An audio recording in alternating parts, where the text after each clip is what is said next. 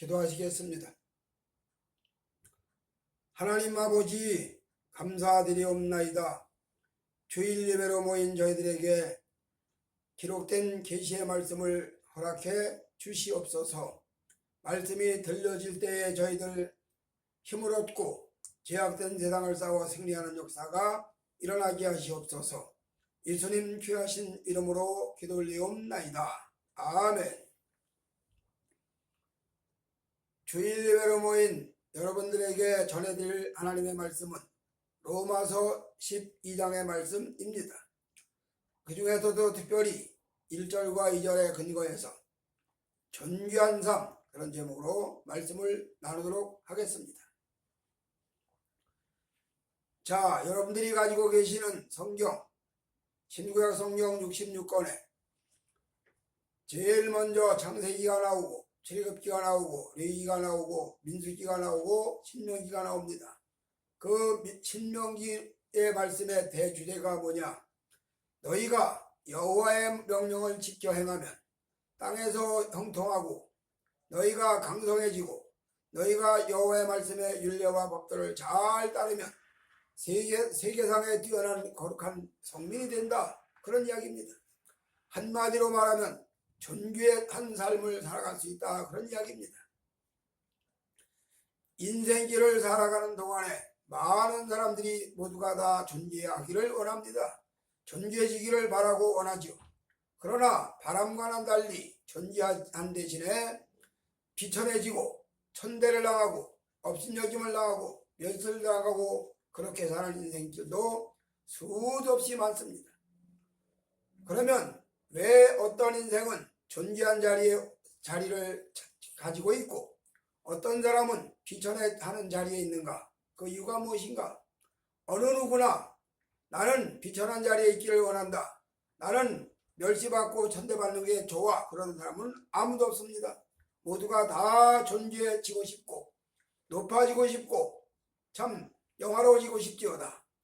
그런데 인간 세상에 살아가는 동안에 그렇게 원하는 대로 되는 것이 아니고 상대적으로 비천해지고 업신여김을 당하고 멸시를 당하고 수모를 당하고 말도 못하는 조롱을 당하고 조소당하는 그런 삶을 살아가는 사람들이 얼마나 많은지 모릅니다.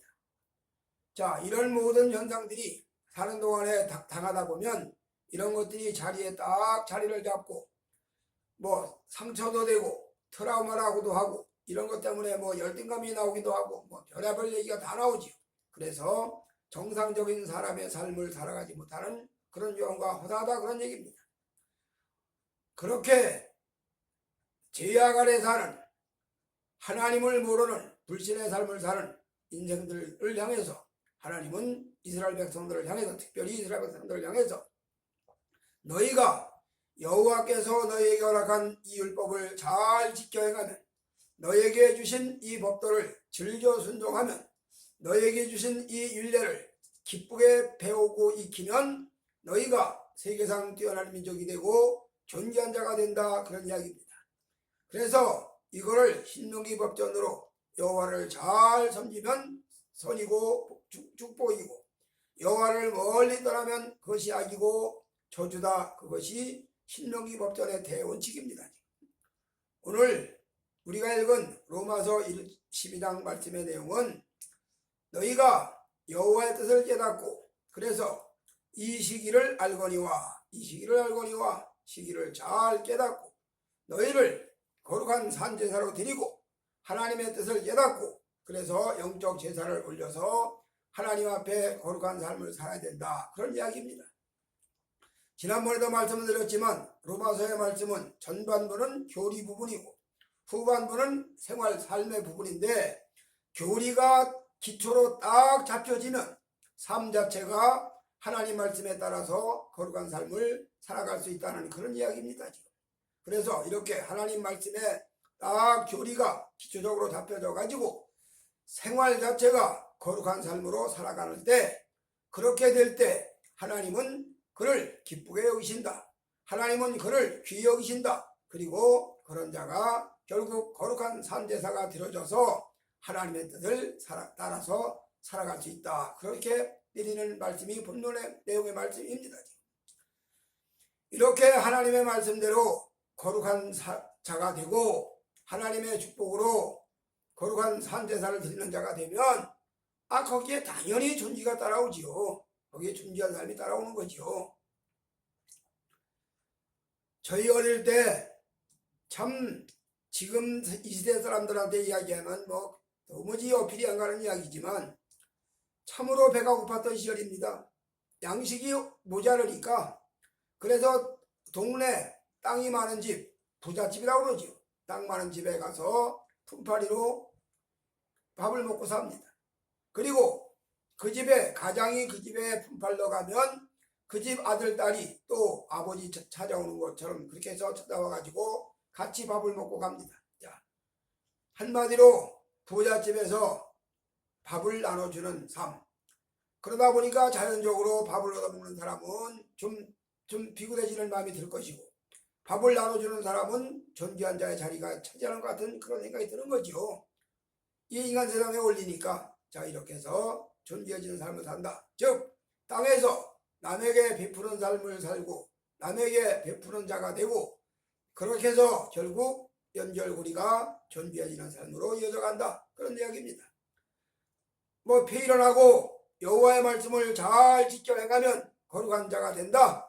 거룩한 자가 되면 존귀함이 따라온다. 그런 이야기입니다. 네. 그러면 우리가 땅에 사는 동안에 존귀해지가는 과정을 성경을 딱 선언하고 있지만 그러나 차근차근 한번 찾아 들어가 보도록 하겠습니다. 첫째로 존귀한 삶을 살아가기 위해서는 첫째 학문의 문제가 대두됩니다. 학문이 필수적으로 요구가 되는 거죠. 배워야 사람이 된다. 아는 것이 힘이다. 이런 얘기 우리가 많이 듣습니다. 배워야 된다. 알아야 된다. 그런데 배우고 알으려면 그게 그냥 배워지고 그냥 알아지는 겁니까? 얼마나 더 많은 시간을 들여야 되고 뒷바라지를 해줘야 되고 한 사람의 아들이나 딸을 대학 보내려면 그 아버지 어머니가 대학 뒷바라지를 다 해줘야 되지 않겠어요? 등록금도 만들어줘야 되고 공부할 수 있도록 여건도 조성해줘야 되고 그렇게 만들어주고 해도 그래도 부족한 것이 인간들의 모습인데 어쨌든 배우려면 학문이라는 게 그렇게 쉽게 이루어지는 게 아니죠. 1년의 농사는 봄에 씨를 뿌리고 여름에 가꾸고 가을에 추수해서 거두는 것이 1년 농사라고 한다면 학문이라는 것은 그렇게 1, 2년에 이루어지는 게 아니지 않습니까? 긴 세월, 많은 세월 동안 학문에 정진해야 되고 그렇게 해서 다 되느냐 되는 거냐? 다 되지 않습니다. 그렇게 다 공부했다고 해가지고 저마다 다 박사가 되고 교수가 되고 가르치는 자가 되는 게 아니란 말이죠. 이렇게 학문이라는 것이 이루기도 어렵고 이루어져 가기도 어렵고 또 이루어졌다 하더라도 그 결과가 나타나기가 쉽지 않다 이 말입니다. 어쨌든 학문을 해야 사람다운 사람의 삶을 산다. 즉 배워야 사람답다 그 말이죠. 출애굽기에 보면 모세가 애굽의 궁궐에서 바로의 공주의 아들이 자리를 해가지고 바로의 공주의 아들이 되어서 40년 세월을 궁중에서 애굽의 모든 문물을 배웠다 그랬습니다. 자, 애굽의 공주의 아들이니 뭐 자연히 배울 수 있는 환경이 조성됐겠죠. 그는 애굽의 모든 문을 다 배워 익혔다. 한마디로 지도자가 갖춰야 될 학문을 갖췄다 그런 이야기입니다. 이렇게 학문을 하는 과정, 학문을 이루는 과정 이것이 꼭 필요하고 그럼 여기에 아무리 머리가 좋은 사람이라 하도록 뒷바라지를 못해주면 그 머리 좋은 거에 소용없는 경우가 많죠. 또 어떤 사람은 뒷바라지를 다 해주고 해도 본인의 머리가 모자라서 도저히 안 되는 사람도 있고 그래서 기왕에 장학금을 주려면 좀 싹수가 있어 보이는 사람 그래도 장래성이 보이는 사람 그런 사람들에게 찾아서 장학금을 준다 그런 얘기도 우리들이 하지 않습니까? 이렇게 자 학문을 이루기 위해서는 누군가가 반드시 희생이 있어야 그가 학문을 이룰 수 있다. 그 얘기입니다. 이렇게 학문을 이루어 가지고 그 학문이 사람으로 하여금 존귀로 갈 수 있는 일단 발걸음은 길러온다 그런 얘기입니다. 물론 학문을 했다고 해서, 학문을 가졌다고 해서 모두가 다 존재해지는 건 아닙니다. 학문을 했을 망정 사람은 참 웃기는 사람도 많습니다. 사람 같지 않은 사람 많아요. 좋은 학교 나오고 명문학교 출신이라고 하면서도 인간 참 그야말로 모질인 사람들 많죠. 상식적으로 이해할 수 없는 그런 사람들 참 많습니다. 그렇게 그런다 하더라도 보편적으로 학문을 하면 그래도 사람다워지는 첩종에 들어섰다, 그런 이야기입니다. 그 다음에 두 번째로 도덕의 문제입니다. 도덕의 문제. 이 도덕이 인간 세상에 반드시 필히 요구되지요. 이 도덕은 윤리와도 연결되고 양심과도 연결됩니다. 학문을 했다 하더라도 도덕성이 모자르면 문제가 심각합니다. 임마누엘 칸트가 외쳤던 그 유명한 말, 저 하늘에는 별이 빛나고 내 가슴 속에는 양심이 빛난다. 그 말은, 양심이라는 말은 도덕률이 있다, 그 말이지 않겠습니까? 이렇게 도덕이 있다. 그럼 도덕성이 유지가 되려면, 도덕성이 몸에 이루어지려면 그것도 수많은 엄청난 극기가 필요하고 연단이 필요하지요. 그렇게 해서 도덕성이 딱 함양돼. 오늘날 우리 주변에 학문은 높았지만 그러나 어느 정점에 올라가서 뒤집어지고 무너지는 사람들 수없이 많이 보지 않습니까? 도덕성의 문제, 이거 걸려가지고. 그래서 이 양심을 지키려다 보니까 거기에 따라오는 이해관계에서 거절할 거 거절하고 필요 없는 거 차단하고 불의한 일을 취하지 아니하고, 그럴 때 거기서 양심과 도덕이 빛을 발하는 거지. 그런데 자기 개인의 이해관계에 다 얽힌 대로 따라가면 거기 무슨 도덕이 있겠습니까? 오늘날 한국 강산이고 미국 강산이고 할 것 없이 법관의 자리에 있는 자들이, 재판의 자리에 있는 자가 뒤로는 엄청난 치부를 했다. 그것도 부당한 방법으로, 부정한 방법으로 치부를 했다. 뭐 아파트가 몇 채고 뭐 땅이 얼마고 뭐 이런 얘기들 다 흘러나오지. 이 시대 좌익들이 장악하고 있는 사회, 좌익들은 말은 번지를 하고 그렇듯하지만 그들은 다 도덕성이 없는 사람들입니다. 양심이 없어요. 그들은 아무리 겉으로는 좋은 얘기를 하지만 그들의 배경 속에는 하나같이 양심과 도덕이 다 상실된 사람들입니다. 앞뒤가 안 맞습니다. 얼마나 부패하고 가증하고 더러운지 말로 다 할 수가 없습니다. 한마디로 좌익은 그 정점에 악마가 있기 때문에 죽이고 도적질하고 죽이고 멸망시키는 그 악마, 거짓의 압이 악마를 따라가기 때문에 그들도 역시나 인간성이 희석되고 인간성이 소멸되어서 결국 인간 사회를 어디로 끌고 가느냐? 동물의 왕국으로 끌고 가는 겁니다. 결국 좌익이 권력을 잡은 사회는 어디까지 가느냐? 동물의 왕국이 되는 겁니다. 오늘 이 시대에 우리가 지금 당면하는 모든 문제들, 뭐 동성연애 문제로부터 시작을 해가지고 이거 무슨 무슨 트랜스젠더, 성을 내 맘대로 바꿀 수 있어. 여자로 태어난 아이가 남자로 성전환 수술을 하고, 남자로 태어난 아이가 여자로 성전환을 하고 이래도 된다. 성을 내가 선택할 권리가 있다. 이러면서 온갖 문제를 다 일으켜. 성경이 말하고 있는 죄악이 상관이 없는 사람들이 바로 좌익들입니다. 하나님의 말씀을 없은 여기는 사람들이 바로 좌익들입니다. 이 사람들은 양심이 없어요. 이 사람들은 도덕이 없습니다. 말은 그럴듯하게 되지만 그러나 그것이 잠시 후에 얼마나 거짓된 일인지는 역사가 다 증명합니다. 오늘 도덕성 하나가 이루어지기 위해서 긴 세월간 끝없는 극기를 하고 인내를 하고 애를 써도 도덕성이 이루어질까 말까 하고, 또 이루어졌다 하더라도 무너지기는 한순간에 무너집니다. 40년 50년 긴 세월 도덕성을 잘 유지했다가도 어느 한순간에 이걸 지켜내지 못하면 지켜낸 거 다 무너져 버린단 말입니다. 이런 도덕성의 문제가 반드시 따라옵니다.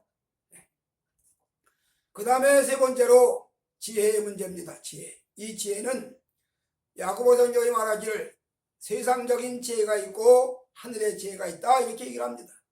세상적인 지혜는 속된 말로 약삭 빠르고 아주 머리가 회전이 빨라가지고 이해관계에 빠르고 이런 사람들을 말하는 거죠.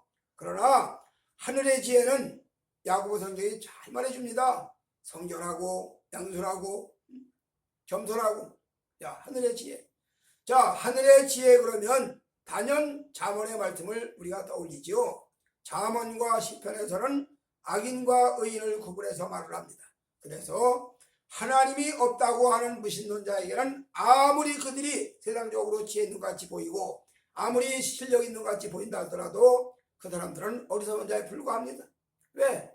지혜는 하나님으로부터 오는 것이기 때문에, 하나님 자신에서부터 오는 것이 지혜이기 때문에 하나님을 섬기는 데서부터 지혜가 발생하는 겁니다. 세상적인 지혜는 하나님과 상관이 없는 지혜겠죠. 그거는 뭐 인간의 어떤 욕적 정욕과 어떤 그 본능의 차주에 따라 필요한 지혜니까 그거는 어떤 면에서는 지혜라고 보기가 어렵지. 자, 이렇게 하늘의 지혜를 받아야 사람이 존재해질 수가 있어요.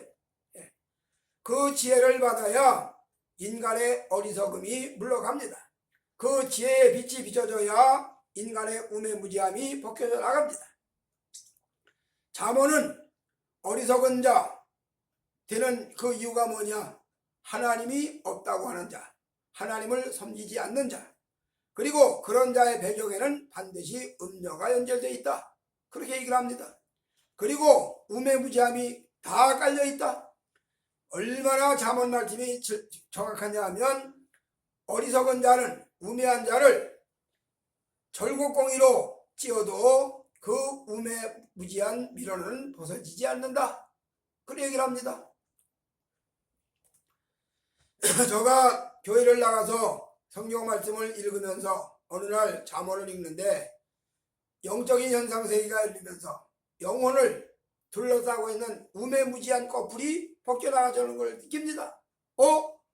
야, 내 영혼에 이런 우매무지한 꺼풀이 뒤집어 씌워졌네.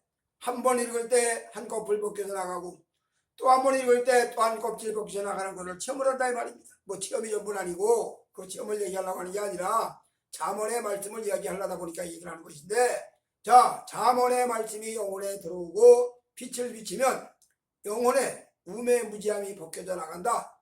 그래서 칼빈이 말한 대로 하나님을 알면 사람을 알고 사람을 알면 하나님을 알고 구원의 진리도 깨닫게 되고 인간이 절대적으로 우리가 구원이 필요한 존재들이구나. 그리고 그 구원은 인간에서 이루어지는 것이 아니고 하나님 편에서 주시는 거구나. 은혜로구나. 선물이로구나. 이걸 깨닫는다는 말입니다. 그렇게 해서 하나님 알고 나를 알고 하나님을 알고 인간을 알고 인간을 알고 하나님을 알고 이렇게 연결돼 가서 결국 인간 속에 있는 무신론, 하나님 없다고 외치는 무신론, 또 하나님을 있다고 하면서도 섬기지 않는 불신앙, 이런 거 다 제거되고 여호와 앞에 겸손히 하나님을 섬기면서 믿음으로 나아가게 된다, 그런 이야기입니다. 이것이 바로 지혜의 작용입니다. 지혜가 빛을 비치면 사람이 총명해집니다. 지혜가 빛을 비춰지면 사람이 명철해져요. 한마디로 아주 똑똑해진다 그 말이죠. 어떤 분이 초등학교를 1학년을 입학을 했는데 뭐 그림 그리기 시간에 어머니가 와서 도와주고 뭐 언니가 와서 도와주는데 아무도 도와줄 사람이 없어, 그 사람은. 그런데 머릿속에 그 조그만 어린 학생 머릿속에 생각이 든 일을, 야, 저 무화과 나무 잎을 따다가 그대로 그림 되겠구나. 그러고 그래서 냈더니 선생님한테 칭찬받고 후한 점수 100점 받았다고 하는 이야기를 들은 적이 있습니다.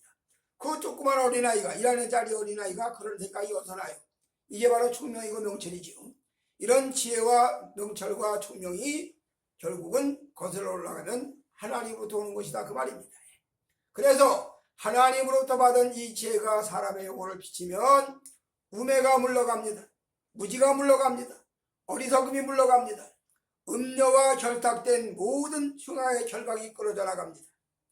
우리 사람들은, 인간들은 고린도서에도 말씀을 하지만 음녀와 결합하는 자는, 음녀와 합하는 자는 음녀가 죄를 짓는다. 음녀와 한 합력이 된다. 그 얘기는 무슨 얘기냐? 멸망으로 간다 그 이야기죠. 잠언에 보니까 음녀에게 걸린 영혼이 수 없는 영혼이 걸려 넘어져 죽음으로 갔다. 그 얘기합니다.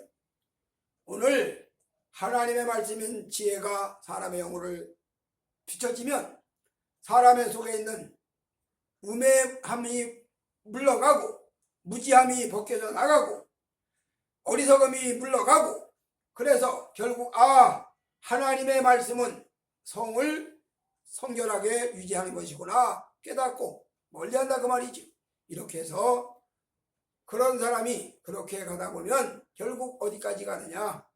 시편 말씀에 복 있는 사람은 악인의 길을 쫓지 아니하고 죄인의 길에 서지 아니하고 오만한 자의 자리에 앉지 아니하고 오직 여호와의 율법을 즐거워하여 그 율법을 주야로 묵상하는 자로다. 말씀한 대로 그렇게 말씀에 서서 지혜로운 자가 되어서 의로운 자가 되어서 예배하는 자가 되어서 하나님의 나라가 향해서 전제에 가는 그런 믿음의 길을 가는 사람이 된다, 그런 이야기입니다. 이렇게 존귀해진다 그 말이죠. 한마디로 그렇게 해서 말씀하다 보면 결국 아까도 말씀드린 대로 신명기 법전대로 하나님의 말씀을 잘 따라 지키면 거룩한 성민이 되어서 세계상 뛰어난 민족이 되게 하고, 너희들이 하나님 말씀을 잘 순종하면 청종하면 땅에서 강성한 나라가 되고 번영한 나라가 되고, 이거를 구약신학에서는 다윗 왕국 솔로몬 성전 한창 번영했던 시대, 다윗 왕 때 이스라엘 유대 나라는 주변의 모든 나라를 다 쳐서 복종시키고 그들에게 조공을 받았던 나라입니다. 그래서 주변의 모든 나라들이 다 다윗 왕에게 조공을 받지, 한마디로 다윗 왕국 뛰어난 왕국입니다. 솔로몬 성전 뛰어난 역사입니다. 이렇게 구약신학의 대흐름이 되는 다윗 왕국과 솔로몬 성전이 세워지는 놀란 그 이면 배경에는 뭐가 있느냐? 신명기 법전이 깔려있다 이 말입니다. 모세율법이 깔려있다 이 말입니다. 이렇게 말씀대로 따라가다 보니까 결국 존귀한 자가 되고 성민이 되고 거룩한 백성이 된다 이 말이지. 오늘 이 땅 살아가는 동안에 오늘 이 시대는 얼마나 불신앙이 만연한지 모릅니다. 교회마다 자녀들 젊은이들이 없어요. 목사 자식도 장로 자식도 집사 자식도 어떻게 그렇게 대학만 가면 다 교회를 멀리 해버려. 안 나가버려. 엄마나 잘 다니세요. 아버지나 잘 다니세요. 우리 인생은 우리가 삽니다. 이러면서 하나님과 상관없는 그런 삶을 살아가는데 그게 왜 그러냐? 왜 그러냐? 강단이 영적인 힘을 잃어버렸기 때문에 그렇습니다. 강단이 하나님 말씀을 잃어버렸기 때문에 그렇습니다. 여호와의 말씀에 목숨 걸고 지키는 것이 아니라 자기 유익하다 싶으면 그 자가, 불의한 자가, 거짓된 자가, 얼마나 준속임 잘하는 자가, 거짓말이 입에 붙은 자가 총회를 조직을 하면 거기에 기어들어가서 거기 회원이 되겠다는 목사들이 태반이 부지기순 그런 사이에서 무슨 생명 역사 일어나며 그런 속에서 무슨 교회가 사이에 소금이 되고 빛이 되고 제대로 가겠습니까? 한마디로 이 시대 교회는 라오디게아 교회가 되어서 내용상으로는 대형교회가 됐을지 모르지만 속내용은 말도 못하는 벌거벗은 수치를 드러내는 그런 교회입니다. 눈이 어두워서 보지 못하는 안약을 사서 발라야 되는 그런 교회입니다. 그것뿐인가요? 사대교회처럼 너희가 살았다고 하나 십상은 죽은 자라, 버가모 교회같이 사단의 위에 있는 그런 상태, 두아디라 교회같이 음녀의 지배를 받는 그런 교회, 다 이런 교회들. 이게 왜 이러냐? 하나님 말씀이 살아 움직이지 못하기 때문입니다.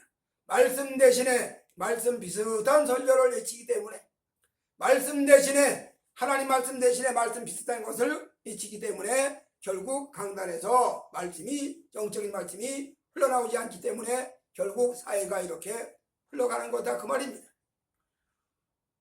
강단이 말씀이 회복되면 다시 사회도 살아납니다.